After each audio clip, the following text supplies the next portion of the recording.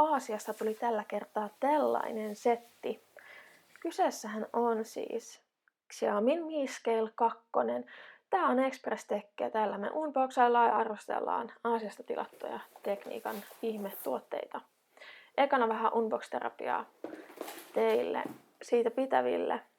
Tän näköinen boksi tuli postissa. Vähän oli kärsinyt, mutta mitäpä pienistä. Kaiken maailman merkinnät on. Saa kierrättää, sun muuta hauskaa. Tosiaan pikkukoulut, mutta eipä ne kauheasti vaikuta. Hieroglyfejä löytyy Kiinasta, kun tilataan, niin sitähän ne meille länsimaisille on. Jos nyt jotain haluaa ymmärtää, niin Google Translatelähän sitä saa sitten käännettyä. Mutta enpä usko, että mitään kovin relevanttia tämän kannalta.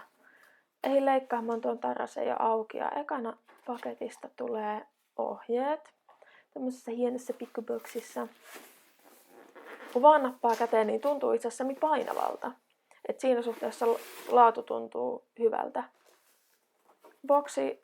Boksista tulee lisää pahvia, mistä myöskin pisteet, että tavallaan saadaan kierrätettyä. Mutta itse vaaka oli pakattu muoviin vähän sitä suojatakseen. Kun sen nappaa tästä käteen, niin tosiaan edelläkin tuntuu semmoinen painavalta, mutta semmoinen, että mikään ei heilu tai kolise tai sillä tavalla, että ensivaikutelma on todella hyvä. Ja toi pinta, tästä kun käteen nappaa, niin tuntuu myös hyvin liikiltä. Täällä päällä on nämä metallipalat, niin nääkään ei kohota tosta mitenkään tuntuu. Se pinta tuntuu kokonaisuudessaan sileältä. Jos noista käyttöohjeista jotain haluaa iloa irti, niin sisältä löytyy mitäs muutakaan kuin lisää hieroglyfejä.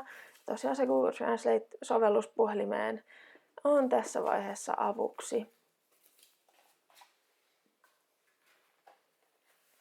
Täältä alapuolelta löytyy lisää näitä hieroglyfejä, mutta onneksi ne ei ole kauhean relevantteja. Mutta siis itse vaakahan ei ollut kovin paksu. Toki nuo tassut lisää sille korkeutta, mutta ei ole mistään korkeasta laitteesta tai niinku todella tököstä kyse. Patterit oli sisällä, käyttöönotto on tehty helpoksi. Pisteet siitä.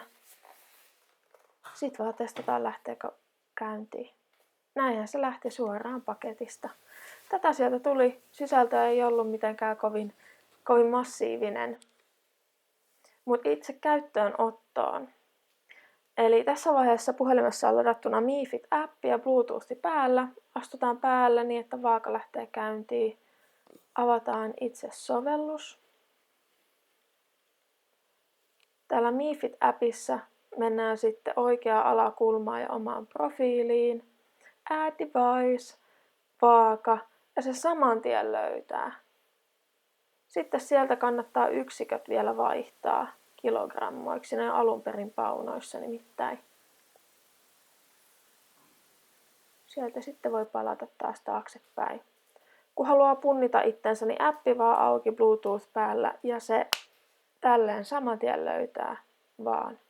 Ja tosiaan pitää jäädä seisoo hetkeksi, näyttää näitä palkkeja tossa. Toimii kuin unelma, sit se antaa tämmöisen tiivistelmän kehon tilanteesta. Painoa oli, mutta onneksi oli 40 kiloa lihastakin. Ei tarvii ihan valittaa. Hei, tässä oli Express Techin ensimmäinen unboxi ja tervetuloa seuraamaan. Se oli siinä, käykääpähän paimassa peukkuja ja tilaamassa kanavaa ja pysykää aalloilla. Moikka!